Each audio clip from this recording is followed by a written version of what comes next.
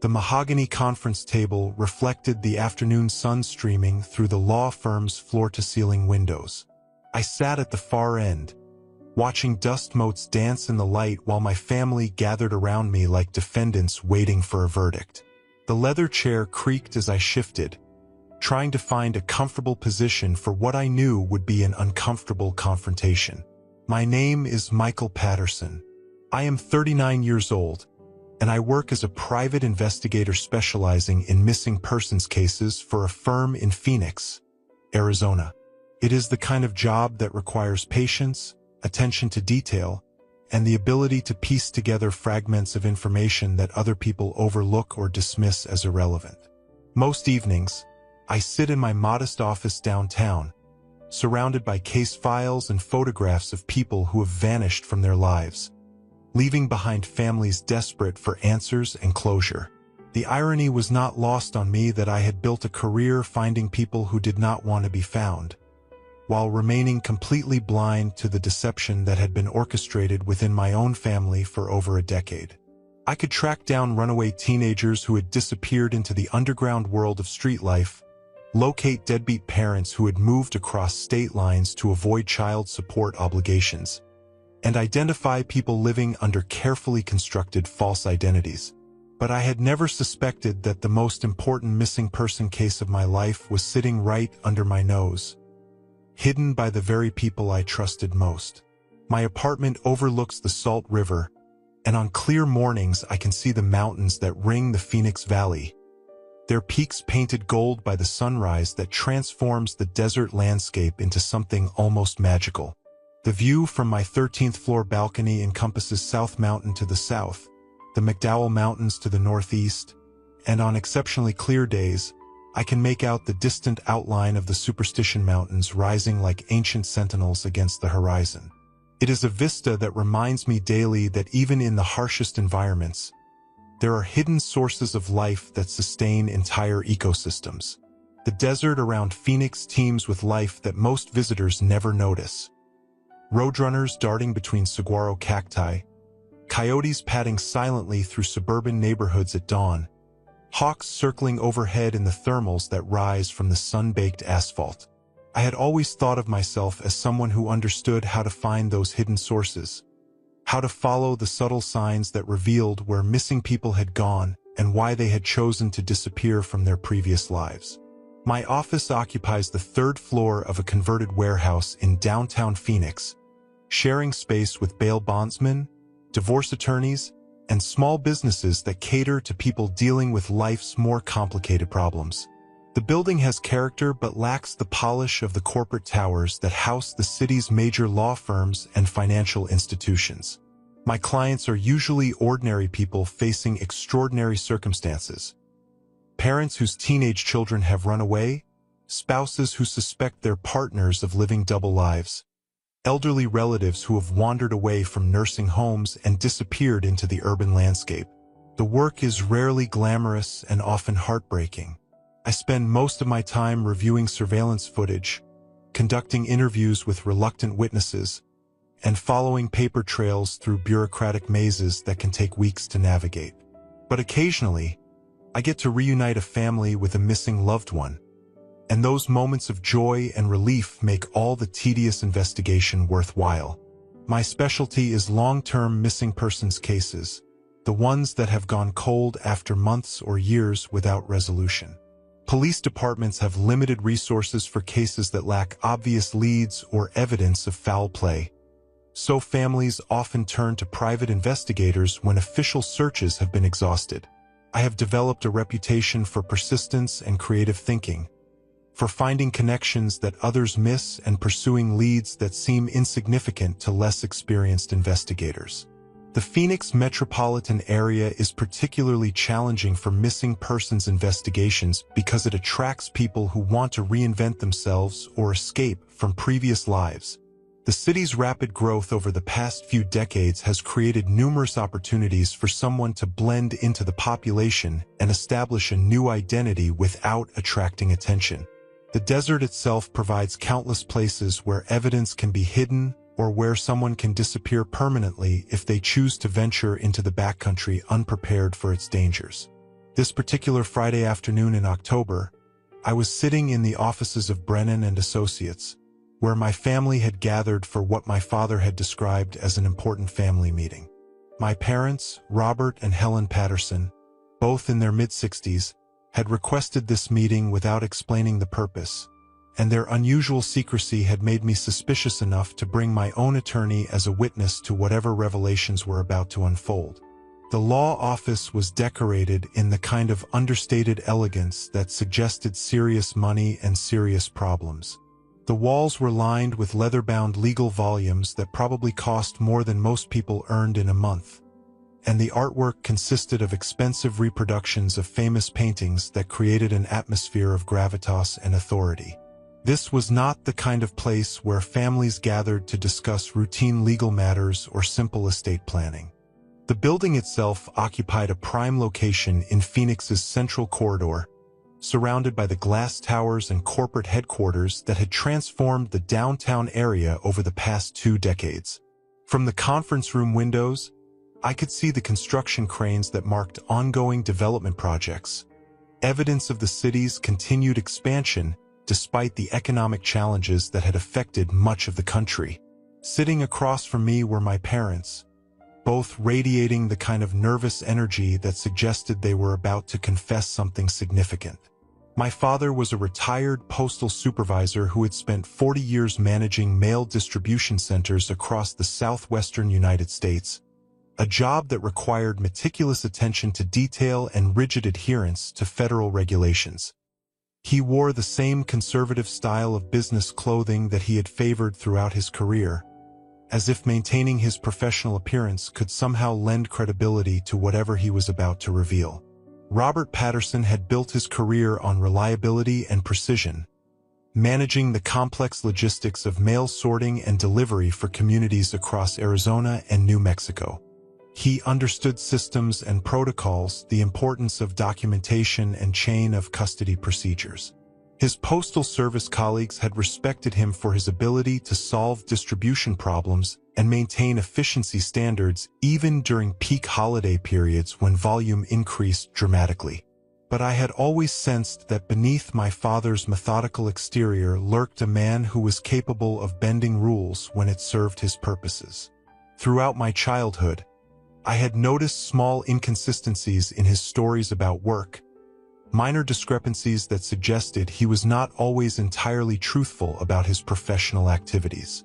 He would claim to be working late on inventory reports while coming home with expensive gifts that seemed disproportionate to his government salary. He would talk about overtime pay and efficiency bonuses that never appeared on his official pay stubs. My mother was a former bank manager who had specialized in fraud prevention, skills that had apparently served her well in ways I was only beginning to understand. She sat with perfect posture, her hands folded carefully in her lap, her expression controlled in the way that suggested she had rehearsed this moment many times in her mind.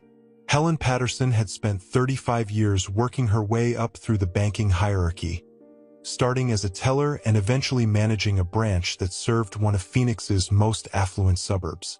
Her expertise in identifying fraudulent transactions and suspicious account activity had made her valuable to the bank's security department, and she had developed a reputation for catching embezzlement schemes and money laundering operations that other investigators missed. The skills that had made her successful in detecting financial crimes had also taught her how such crimes could be committed without detection.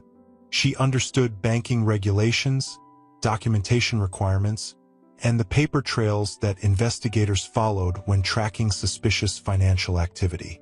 She knew which transactions would trigger automatic reporting requirements and which could be structured to avoid scrutiny from federal agencies. Next to them sat my younger brother David, 35 years old and clearly uncomfortable with whatever role he was expected to play in this family drama. David worked as an accountant for a large corporation, living a quiet life that revolved around spreadsheets and tax regulations. He had always been the family peacekeeper, avoiding conflict and maintaining relationships through diplomatic neutrality rather than taking sides in disagreements. Today, however, He looked like someone who had been forced to choose sides and was regretting the choice he had made. David had inherited our father's methodical nature and our mother's attention to financial details, making him a natural fit for the accounting profession. He managed budgets and financial projections for a Fortune 500 company, ensuring compliance with tax regulations and corporate governance requirements. His work required absolute accuracy and ethical standards, qualities that made his presence at this meeting particularly puzzling. Throughout our childhood, David had been the brother who stayed out of trouble, who followed rules and met expectations without creating drama or controversy. He had been an excellent student, a responsible employee, and a dutiful son who visited our parents regularly and remembered birthdays and anniversaries. The fact that he looked deeply uncomfortable suggested that whatever family secret was about to be revealed conflicted with his personal values and professional ethics. The attorney, a sharp-featured woman in her 50s named Ms. Brennan, cleared her throat and opened a thick folder that apparently contained documents related to whatever family crisis had necessitated this meeting. She had the kind of professional demeanor that suggested she had handled many difficult family situations, and her careful attention to the arrangement of papers on the table indicated that this meeting had been planned with the thoroughness of a military operation. "Before we begin," she said, adjusting her reading glasses with the precision of someone who had handled many difficult family situations, "I want to make sure everyone understands that what we discuss today is confidential and legally protected. The information being shared has significant implications for all parties involved." I felt my investigative instincts sharpening as I tried to anticipate what kind of family secret would require legal protection and formal documentation. My mind cycled through possibilities: hidden assets, undisclosed debts, criminal activity, fraud. Nothing in my family's history had prepared me for revelations that would require attorney-client privilege, but the formal setting and the presence of legal counsel suggested that whatever was about to be discussed could have serious consequences for everyone involved. The conference room felt oppressive despite its elegant appointments, the weight of unspoken secrets pressing down on us like the desert heat that builds throughout the day until it becomes almost unbearable. I could hear the muffled sounds of traffic from the street below, the normal rhythm of a Friday afternoon in downtown Phoenix, completely at odds with the tension that filled the space around our family gathering. As Ms. Brennan spoke, I found myself thinking about the case that had consumed my attention for the past 3 months. A missing person investigation that had started as a routine assignment, but had become deeply personal in ways that I was only now beginning to understand. The case had challenged everything I thought I knew about family loyalty, deception, and the lengths that people would go to protect themselves from the consequences of their actions. It had begun on a sweltering Tuesday morning in July, when I was walking through Steele Indian School Park during my lunch break, trying to clear my head after a frustrating morning spent reviewing surveillance footage that had yielded no useful leads in a custody case I was working. The father had disappeared with his 2 children in violation of a court order, and despite weeks of investigation, I had been unable to locate any trace of where they might have gone. The case had been particularly challenging because the father, a software engineer named Marcus Chen, had possessed both the technical skills and the financial resources to disappear effectively. He had liquidated his assets methodically over several months, converting investments to cash and cryptocurrency in ways that made electronic tracking nearly impossible. He had also demonstrated sophisticated knowledge of surveillance techniques, varying his routines and using counter-surveillance measures that suggested professional training or extensive research. The children's mother, Rebecca Chin, had hired me after the FBI had exhausted their leads in the federal kidnapping investigation. She was desperate to find her 7-year-old daughter and 9-year-old son, convinced that Marcus was planning to take them out of the country permanently. The case had consumed weeks of my time and had required coordination with law enforcement agencies across multiple states, but we had made no progress in identifying where Marcus might have taken the children. The park was nearly empty due to the heat, with most visitors seeking shade or air conditioning rather than exposure to the brutal Arizona sun that could be dangerous even for short periods of time. The temperature was already climbing toward triple digits despite the early hour, and the asphalt pathways were beginning to shimmer with heat waves that distorted the landscape like a mirage. The palm trees that lined the walking trails provided minimal shade, their fronds rustling in the hot breeze that offered no relief from the oppressive temperature. Steele Indian School Park was one of Phoenix's largest urban green spaces, a 75-acre oasis that had been carved out of the heart of the city to provide recreation opportunities and natural beauty in an environment dominated by concrete and asphalt. The park featured walking trails, sports fields, and playgrounds that served the surrounding neighborhoods. But during the summer months, it was largely abandoned during daylight hours when the heat made outdoor activities dangerous for extended periods. I had chosen to walk through the park despite the temperature because I needed the physical movement to help me think through the obstacles that were preventing progress in the Chin case. Sometimes a change of environment could provide new perspectives on investigative challenges, and the quiet solitude of the nearly empty park offered an opportunity to review the case details without the distractions of my office environment. I was walking past the playground when I noticed a small boy, maybe 4 or 5 years old, standing alone near the swings and crying. He was wearing a red t-shirt and denim shorts, and he kept looking around frantically as if searching for someone who was supposed to be there but had disappeared. His distress was obvious even from a distance, and the fact that no adults seemed to be responding to his cries suggested that he was genuinely lost rather than simply having a tantrum. The sight of a young child alone and frightened immediately triggered my professional instincts and my personal protective impulses. In my line of work, I encountered too many cases where children became victims of predators, accidents, or simple neglect. A small child alone in a public place represented multiple potential dangers that required immediate intervention. My professional instincts kicked in immediately. A young child alone in a public place was either lost or abandoned, and either situation required immediate intervention. Children who wandered away from their caregivers could become victims of predators, accidents, or heat-related emergencies, especially in the extreme temperatures that characterized Phoenix summers. The fact that the boy was crying and actively searching for someone suggested that he was aware of his predicament and was becoming increasingly distressed by his inability to locate his caregiver. The playground equipment around him was empty and would be dangerously hot to touch, with metal surfaces that could cause burns within seconds of contact. The boy seemed to understand this instinctively, keeping his distance from the slides and climbing structures while staying in the limited shade provided by a ramada that covered a few picnic tables.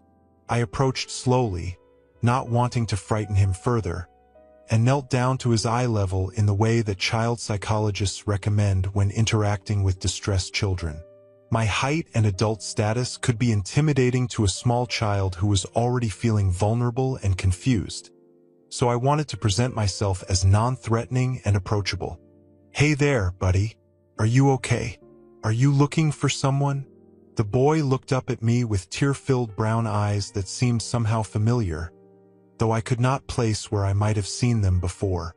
They were the kind of eyes that belonged to a child who was trying very hard to be brave but was overwhelmed by circumstances beyond his control.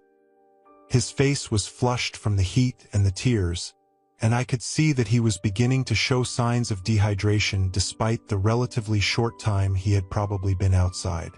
"I can't find my mommy. She was here just a minute ago, but now she's gone." His voice was small and frightened, but he spoke clearly and seemed to understand the gravity of his situation. This was not a child who had simply wandered away while playing. This was someone who knew he was lost and was actively seeking help. The fact that he was willing to talk to a stranger suggested either that he had been taught to seek help from adults when in trouble, or that his distress had overcome his natural caution about talking to people he did not know. "What's your name?" "Tommy. Tommy Martinez. My mommy said to wait right here if I got lost, but I can't see her anywhere." The fact that he knew to stay in one place suggested that his mother had prepared him for the possibility of getting separated, which indicated responsible parenting and made it more likely that she was nearby searching for him rather than having abandoned him deliberately. The instruction to stay in one location was standard advice for parents who wanted to ensure that lost children could be found quickly, and Tommy's adherence to this rule despite his fear showed remarkable discipline for someone his age. I looked around the park, scanning for any adults who might be searching for a missing child. But the area was deserted except for a few joggers in the distance who seemed focused on their exercise routines rather than looking for anyone. The playground area was completely empty of other visitors, and the parking lot contained only a handful of vehicles belonging to the joggers and maintenance workers. "Okay, Tommy, I'm going to help you find your mommy. Can you tell me what she looks like?" "She has long brown hair like mine, and she's wearing a blue dress today. She's really pretty and she smells like flowers." The description was detailed enough to be helpful but generic enough that it could apply to many women. However, Tommy's obvious affection for his mother and his detailed knowledge of her appearance suggested a close relationship and made it more likely that this was a case of accidental separation rather than neglect or abandonment. I spent the next 20 minutes walking through the park with Tommy, calling out for his mother and asking other visitors if they had seen a woman matching her description. Tommy held my hand trustingly, occasionally providing additional details about his mother that painted a picture of someone who was clearly devoted to her son. "Mommy always packs extra snacks in case I get hungry, and she knows all the words to my favorite songs. And she reads me stories every night before bed, even when she's really tired from work." The details he shared revealed a loving, attentive parent who prioritized her child's needs and comfort. Tommy's knowledge of his mother's daily routines and habits suggested that they spent significant quality time together, and his obvious security in their relationship indicated that this separation was unusual rather than part of a pattern of neglect. "What kind of work does your mommy do?" "She helps people who are sad. She says that sometimes grown-ups need help just like kids do, and it's her job to make sure they get the help they need." The description was vague enough that it could apply to many different professions, but it suggested someone who worked in social services, counseling, or healthcare. Combined with Tommy's obvious affection for his mother and his detailed knowledge of her daily routines, it painted a picture of a loving, attentive parent who was probably frantic with worry about her missing child. As we searched, Tommy continued to provide information that helped me understand his family situation and assess the likelihood that this was a genuine emergency versus a case of temporary confusion. "Mommy and I come to this park every Tuesday because it's her day off from work. We always bring sandwiches and juice boxes, and sometimes we feed the ducks in the pond. But today we came early because Mommy had to make a phone call for work." The routine nature of their visits suggested that Tommy was familiar with the park environment and unlikely to have wandered away accidentally. The fact that they had arrived early for a work-related phone call indicated that his mother was responsible and organized, further supporting the theory that this was an accidental separation rather than negligence. After searching the immediate area without success, I decided to take Tommy to the park's visitor center, where staff could help coordinate a more systematic search and contact local authorities if necessary. Phoenix police had protocols for handling missing children that included immediate alerts and coordination with nearby agencies, and the park's administrative staff would have access to communication systems that could expedite the search process. The visitor center was located near the main parking area, housed in a low adobe building that blended with the southwestern architectural style that characterized much of Phoenix's public buildings. The air conditioning provided immediate relief from the oppressive heat, and Tommy seemed to relax slightly once we were in the controlled environment. As we walked across the parking lot, the heat radiating from the asphalt making the air shimmer around us, Tommy suddenly stopped and pointed toward a woman who was running toward us from the direction of the restrooms. "Mommy, there she is." I looked up to see a woman in a blue sundress jogging toward us, her long brown hair flowing behind her as she moved with the desperation of someone who had been searching frantically for her missing child. Even from a distance, I could see the relief on her face as she spotted Tommy safe and unharmed, and her pace increased as she closed the gap between them. But as she got closer, something about her face made my blood turn to ice.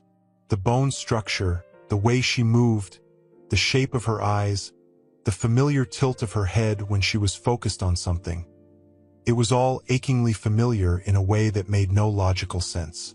The features that became clearer with each step she took toward us belonged to someone I had not seen in 10 years. Someone whose funeral I had attended. Someone whose grave I visited every year on the anniversary of her death. When she was about 20 feet away, close enough for me to see her clearly despite the heat distortion rising from the asphalt, I felt the world tilt beneath my feet. The woman running toward us was my sister Lisa, who had died in a car accident 10 years ago. I stood frozen, watching as Lisa scooped Tommy into her arms and covered his face with kisses, murmuring reassurances about how worried she had been and how glad she was that he was safe. She was real, solid, unmistakably alive, holding a child who called her mommy and seemed completely at ease in her arms. The relief and love in her voice as she comforted Tommy were genuine and immediate, the natural response of a mother who had been terrified for her child's safety. "Thank you so much for finding him," she said, turning to me with a grateful smile that faltered when she saw my face. "I was only gone for 2 minutes, but when I came back he was—" Her voice trailed off as recognition dawned in her eyes. We stared at each other in shock, both of us trying to process what was happening. I could see her calculating whether she could somehow pretend not to recognize me, whether she could maintain whatever identity she had been living under and walk away without having to confront the impossibility of this moment. The silence stretched between us, filled with 10 years of grief and confusion and questions that had no rational answers. Tommy looked back and forth between us, sensing the tension in our interaction but unable to understand why two adults were staring at each other as if they had seen ghosts. "Michael?" she whispered, her voice barely audible over the sound of traffic from the nearby street. "Lisa? But how are you here? We buried you. I spoke at your funeral." The words came out in a rush, as if saying them quickly would somehow make sense of a situation that defied everything I thought I knew about life and death and the reliability of my own memories. I could hear the disbelief in my own voice, the way it cracked slightly as I tried to process the impossibility of my dead sister standing in front of me holding a child who was apparently my nephew. She looked around the parking lot nervously, as if checking to see who might be watching us. Her eyes darted between the few other visitors in the area, and I could see that she was calculating risks and considering options in the way that people do when they have been living under assumed identities for extended periods. "I can't. This isn't the place to explain. But I need you to know that everything you think you know about what happened to me is wrong." "What do you mean, wrong?" "You died in a car accident on Interstate 17. There was a fire. They said there wasn't enough left to have an open casket."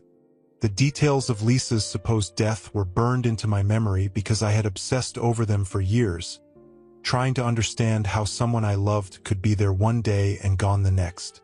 The accident had been devastating, a multi-car collision during a dust storm that had reduced visibility to zero and caused a chain reaction involving more than a dozen vehicles. The fire that followed had been so intense that investigators had struggled to identify victims and determine exactly what had happened in the moments before the crash. I had spent weeks after the accident reading police reports, talking to investigators, and trying to piece together Lisa's final moments. The need to understand exactly what had happened had become an obsession that interfered with my ability to grieve properly and move forward with my life. I had questioned witnesses, studied accident reconstruction reports, and visited the crash site multiple times, searching for answers that might provide closure and help me accept her death. Lisa's eyes filled with tears as she held Tommy closer to her chest. Michael, I never died. The accident was staged. Mom and Dad helped me disappear because I was in danger, and we thought it was the only way to keep me safe. What kind of danger? What are you talking about? The questions tumbled out faster than she could answer them, and I could see that she was becoming more agitated as other park visitors began to notice our conversation and slow their pace to observe what was clearly an emotional reunion. The parking lot was beginning to fill with afternoon visitors, and our intense conversation was attracting the kind of attention that someone living under an assumed identity would want to avoid. I can't explain everything right now, not here, but I need you to understand that if you found me, then others might find me too. My son and I are in danger if the wrong people learn that I'm alive. What wrong people? Lisa, you need to explain what's going on. Tommy looked back and forth between us, confused by the tension in our conversation and the tears that were now streaming down both our faces. His small face showed the kind of concern that children display when they sense that adults are upset but cannot understand the source of the distress. Mommy, is this man a bad guy? No, sweetheart. This is your Uncle Michael. He's a very good man who helped us today. Uncle Michael. The words hit me like a physical blow because they meant that this little boy was my nephew, a family member whose existence had been hidden from me for his entire life. I had been an uncle for 5 years without knowing it, missing birthdays and holidays and all the small moments that make up a childhood. The realization that I had nieces or nephews I had never met was something I had never considered, a family connection that had been severed before I even knew it existed. Lisa, I don't understand any of this. You have to explain what happened. Why would Mom and Dad let me believe you were dead? Why would they put us through that kind of grief? Because they thought it was the only way to protect me and to protect all of you from the people who wanted to hurt me. She pulled a business card from her purse and handed it to me with shaking hands. The card was simple and professional, with her name listed as Lisa Williams and a job title that identified her as a victim advocate at a local nonprofit organization. The address was in Central Phoenix, less than 5 miles from my office, which meant that for years I had been working in the same area where my supposedly dead sister was helping other people rebuild their lives. This is where I work now. I'm using a different name, but I've been living here in Phoenix for the past 8 years. If you want answers, meet me there tomorrow after 5 o'clock. But Michael, you cannot tell anyone about seeing me. Not until we've had a chance to talk. What about Mom and Dad? Do they know you're alive? They've known all along. They helped me create my new identity, and they've been supporting Tommy and me financially this whole time. The revelation that my parents had been lying to me for 10 years, allowing me to grieve for a sister who was alive and living 20 minutes away from my office, was too overwhelming to process in a public parking lot. I felt like someone had just informed me that gravity was optional or that the sun rose in the west. The fundamental assumptions about my family and my life had just been revealed as elaborate fictions. I'll come tomorrow, I said, my voice sounding strange and distant even to my own ears. But Lisa, this can't continue. Whatever danger you were running from, there has to be a better solution than letting your family think you're dead. She nodded, tears streaming down her face. I know. I've wanted to tell you so many times, but Mom and Dad made me promise to wait until they thought it was safe. How long were you supposed to wait? They said they would know when the time was right. But Michael, it's been 10 years, and they still think it's too dangerous for me to contact you. 10 years, I repeated, trying to comprehend the scope of the deception. Lisa, I've been mourning you for 10 years. I visit your grave every year on the anniversary of your death. I've spent a decade feeling guilty about things I said to you before you died, conversations I thought I could never have again. The weight of those lost years settled on me like a physical burden. I thought about all the family gatherings where I had felt Lisa's absence, all the moments when I had wanted to share news or ask for advice, and had to accept that she was gone forever. I thought about the relationships I had avoided and the emotional walls I had built because losing Lisa had made me afraid to get too close to people who might disappear from my life. "I know," she whispered, "and I'm sorry. I'm so sorry." Tommy was watching our conversation with the kind of intense focus that children bring to adult interactions they cannot fully understand but recognize as important. He had stopped crying and seemed to be absorbing information about family relationships and adult emotions that was probably confusing but somehow significant. "Uncle Michael, are you sad?" The simple question from my nephew cut through all the complex emotions and confusion of the moment. Children have a way of reducing complicated situations to their essential emotional components, and Tommy had identified the core truth of what was happening. "Yes, buddy, I am sad. But I'm also very happy to meet you. Mommy's sad too sometimes. But she says it's okay to be sad as long as you don't stay sad forever." The wisdom in Tommy's words suggested that Lisa had been teaching him important lessons about emotional resilience and coping with difficult feelings.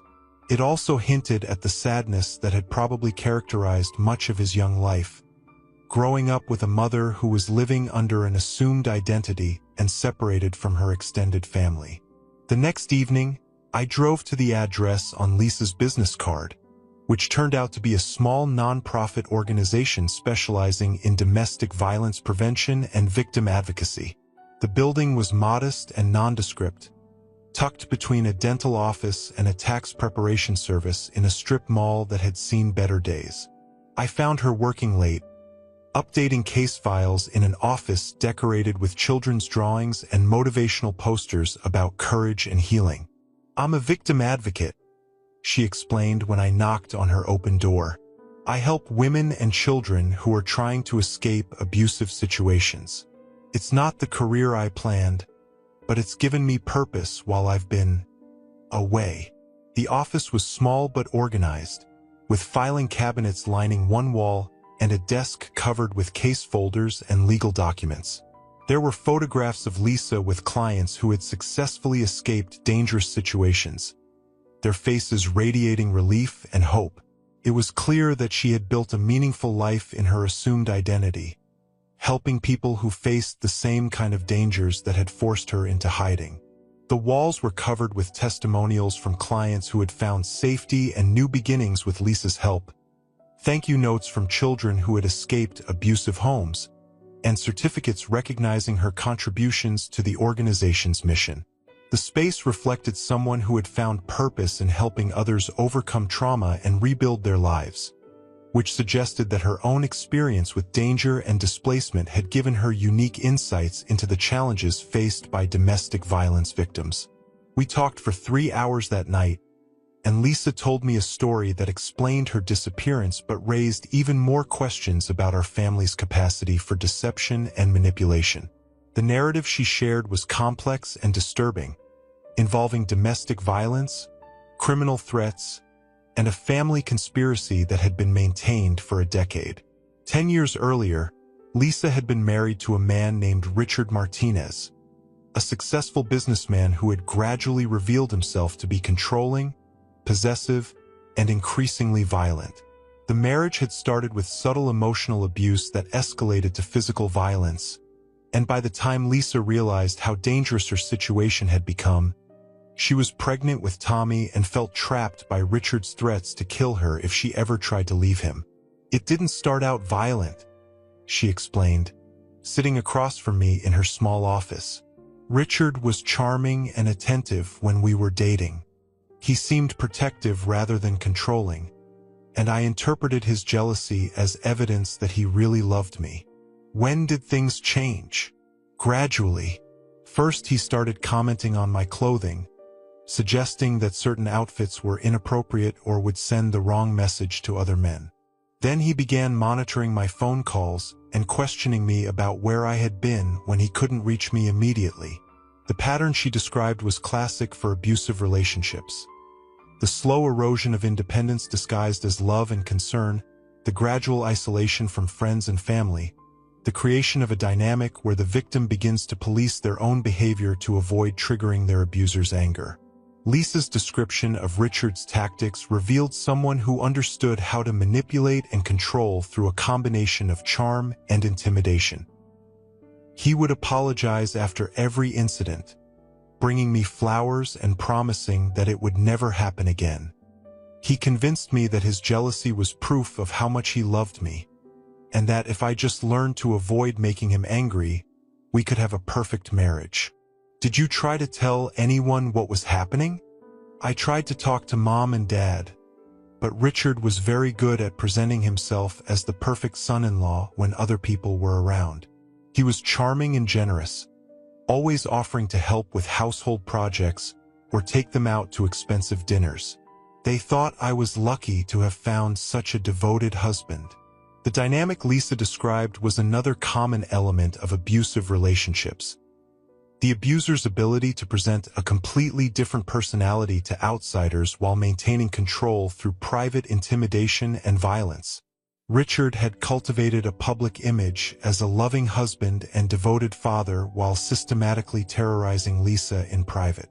By the time I realized what was happening, I was pregnant and financially dependent on him. He had convinced me to quit my job because he said he wanted to provide for his family, but it also meant that I had no money of my own and nowhere to go if I tried to leave. Did you try to get help?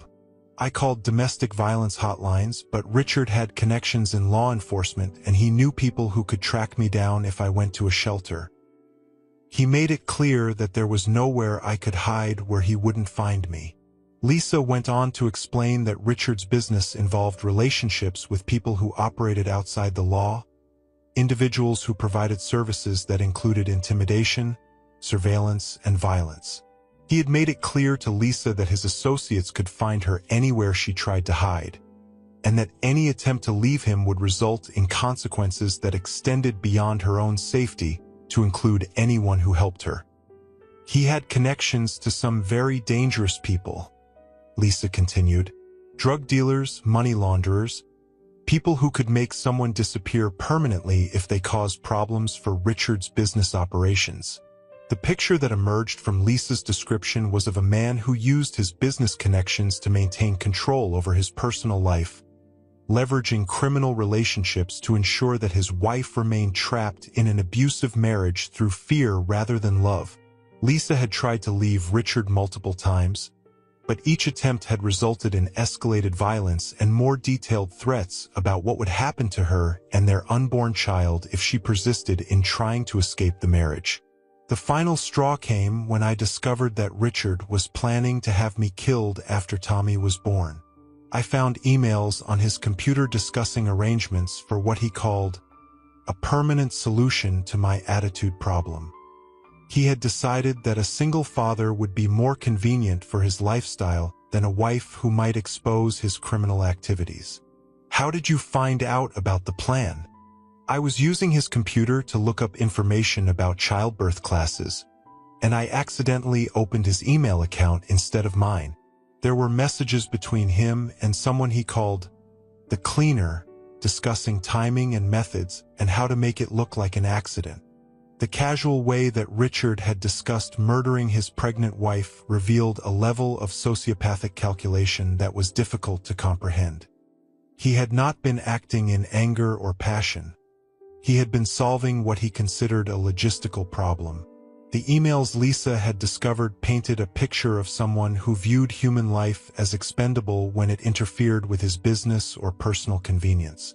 The messages were specific about timing it for after Tommy's birth because Richard wanted to establish legal custody rights before eliminating me as a problem. He planned to raise Tommy as a single father, which would give him complete control over our son's upbringing and eliminate any risk that I might expose his criminal activities to law enforcement.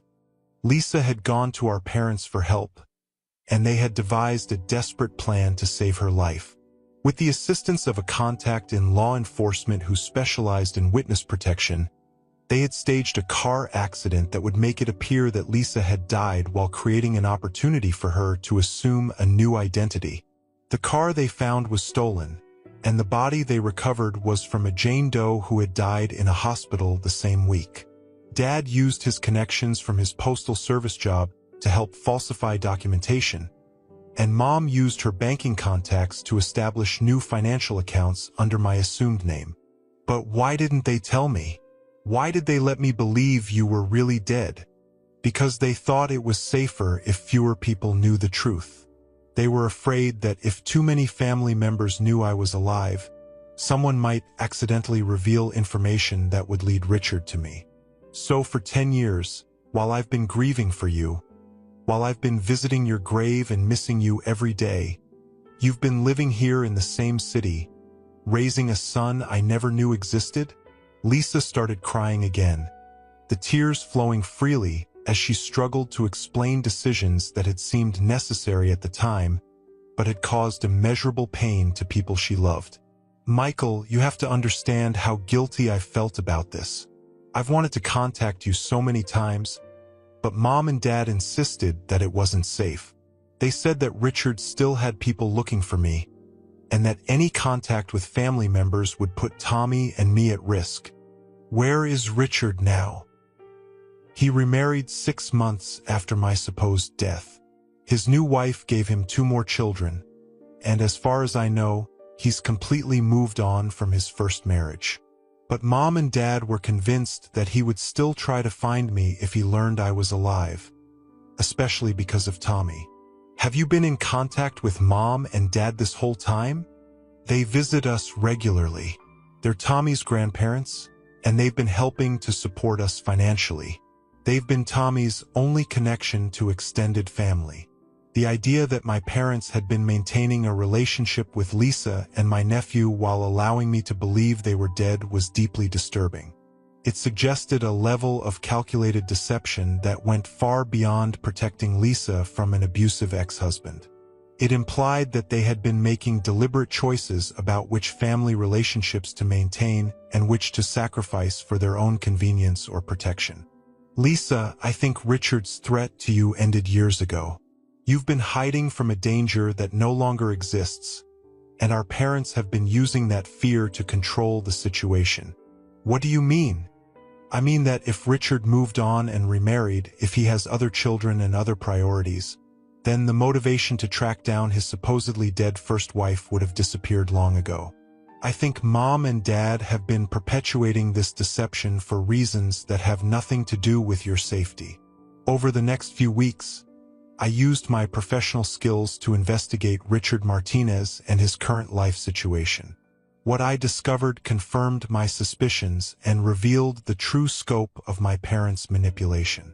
The investigation into Richard Martinez required careful planning and coordination with law enforcement contacts who could access databases and records that were not available to private investigators. I had to be discreet about the nature of my inquiries to avoid raising questions about why I was investigating someone whose supposed victim was already dead.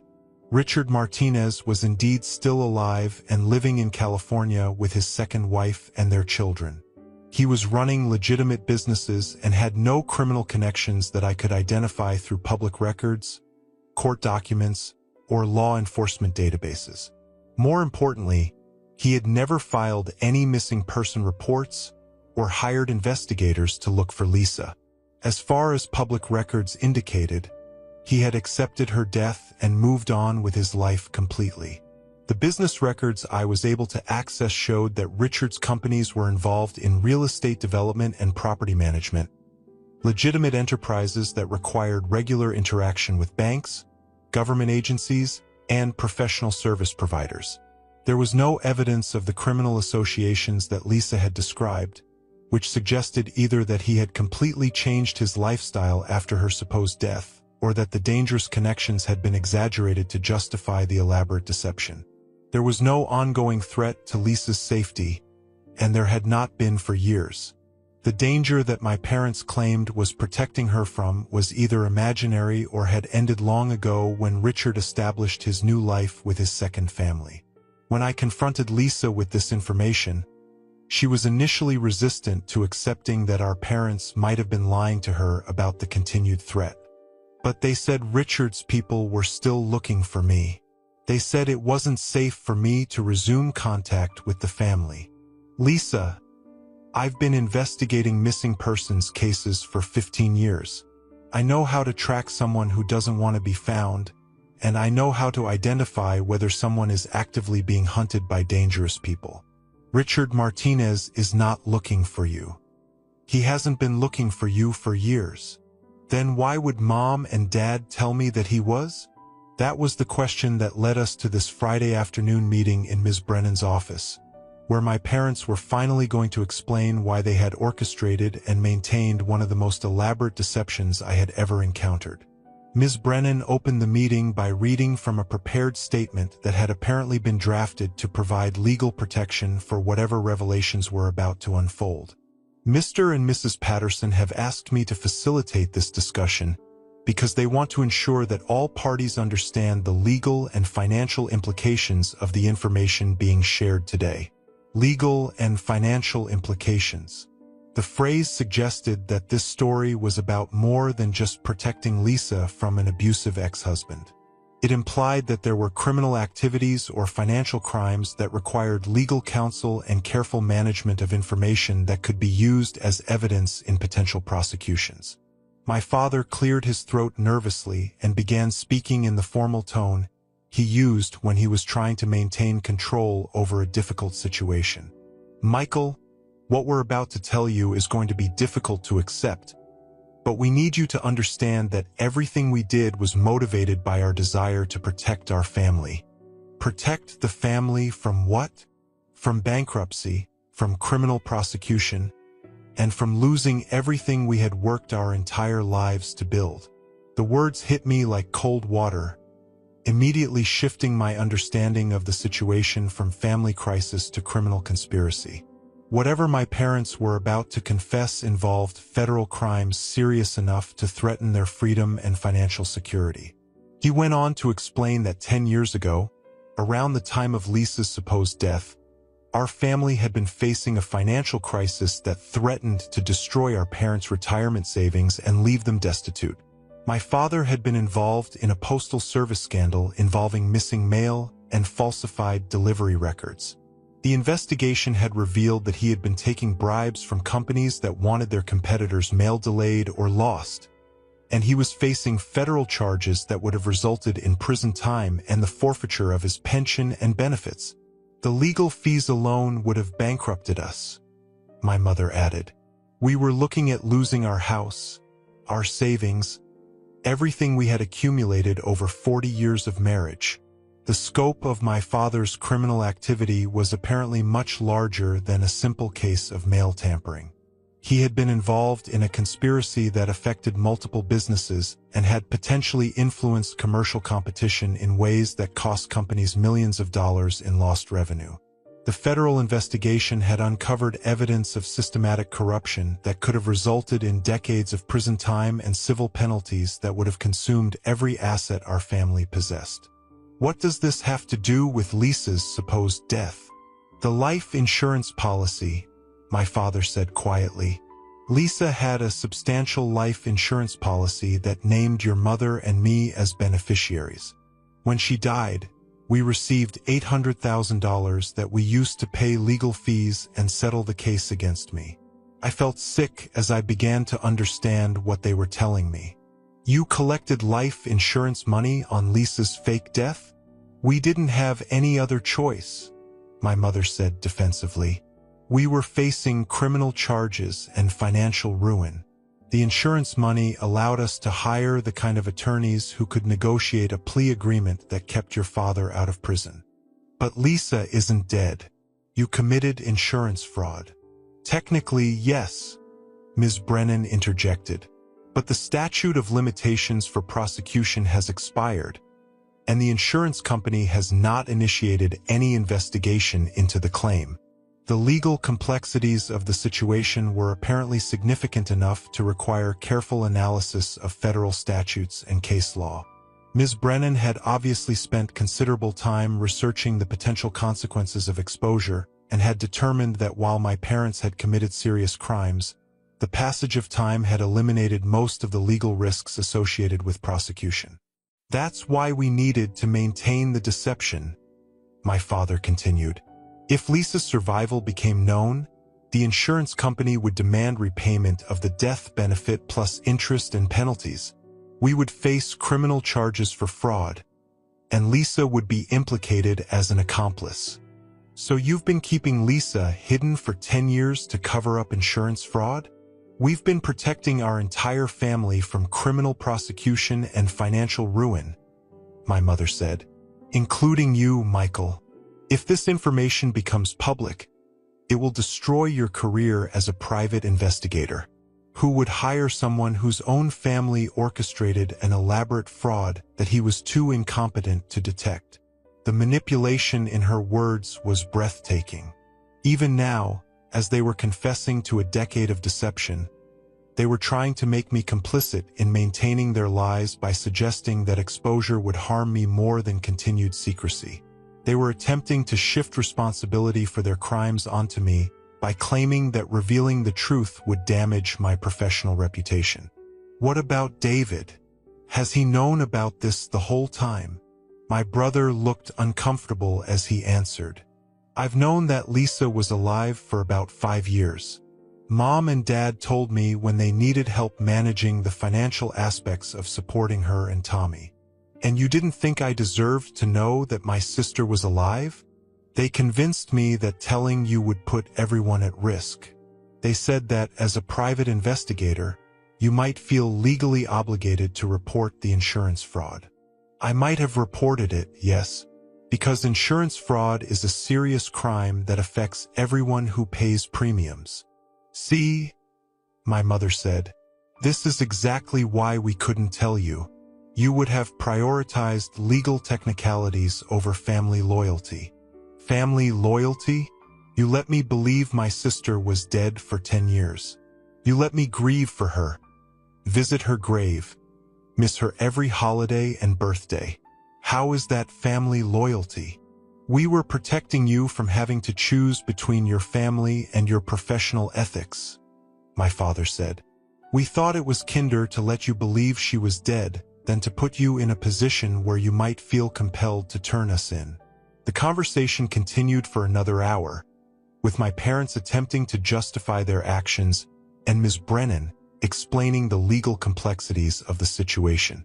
The bottom line was that my family had committed multiple felonies, had maintained an elaborate deception for a decade, and had allowed me to suffer genuine grief for a sister who was alive and well. But the legal statute of limitations had expired. The insurance company had shown no interest in investigating the claim, and exposing the truth now would primarily serve to destroy lives rather than achieve justice. The financial implications were also significant. My parents had used the insurance money not only to pay legal fees, but also to fund their retirement lifestyle and provide ongoing support for Lisa and Tommy.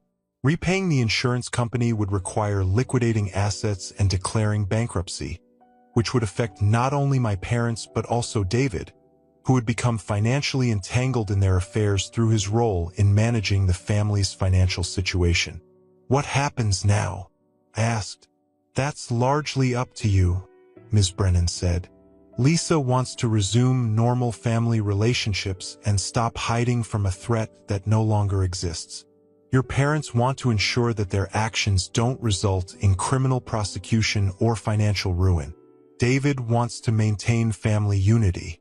The question is what you want to do with this information. What I wanted was to turn back time and prevent my family from making the choices that had led to this situation. What I wanted was to recover the 10 years of relationship with my sister and nephew that had been stolen from me. What I wanted was to trust my family again. But none of those things were possible. What was possible was moving forward with honesty, establishing new relationships based on truth rather than deception, and building something better from the wreckage of a decade of lies. I want Lisa to come home, I said. I want her to stop hiding, and I want to get to know my nephew. I want our family to start telling each other the truth, even when it's difficult or inconvenient. And the insurance fraud? My father asked. I'm not going to report it, I said. Not because I approve of what you did, but because destroying our family now won't undo the damage that's already been done. 6 months later, Lisa and Tommy moved back to their original neighborhood, and she resumed using her real name. She kept her job as a victim advocate, finding purpose in helping other people escape from situations similar to the one she had faced with Richard. Tommy began spending weekends with me, and I discovered the joy of being an uncle to a curious, intelligent 5-year-old who had inherited his mother's compassion and resilience. He called me Uncle Mike and seemed to accept the strange circumstances of our meeting as just another example of the complicated way that adults organize their lives. My relationship with my parents remained strained. I could not forgive the depth of their deception or their willingness to let me suffer for the sake of protecting themselves from the consequences of their actions. But I also understood that they had been facing desperate circumstances and had made choices that seemed necessary at the time. The case that had started with finding a lost boy in a park had taught me that some missing persons don't want to be found, and some families will go to extraordinary lengths to protect secrets that define their survival. But it had also taught me that truth, however painful, is ultimately more valuable than comfort built on deception. Lisa was not the same person she had been 10 years earlier. The experience of hiding from imaginary threats had changed her, made her more cautious and more independent, but also more appreciative of genuine relationships and authentic connections. I know I can never give you back those 10 years, she told me one evening as we watched Tommy play in my backyard. But I want you to know that I thought about you every day. I missed you every day. And I'm grateful that you found us when you did. I didn't find you, I said. Tommy found me. He led me to the one case I never knew I was supposed to be working on. The little boy who had been lost in the park had actually been the key to finding a sister I thought I had lost forever. Sometimes the most important investigations begin with the smallest clues, and sometimes the people we're meant to find are the ones who find us first. In the end, the case taught me that family is not just about blood relationships or shared history. It's about choosing to rebuild trust after betrayal, to forgive mistakes without forgetting lessons, and to create new traditions that honor truth over convenience. The lost boy in the park had led me home to a family I thought I had lost, and together we were learning how to be honest with each other about the complicated ways that love and loyalty intersect with fear and survival. Thank you for walking this journey with me. Before you go, I have left 2 more stories here on your screen. Both from men who discovered that family is not always who you are born to, it is who stands by you when the truth comes out. Click on whichever one calls to you.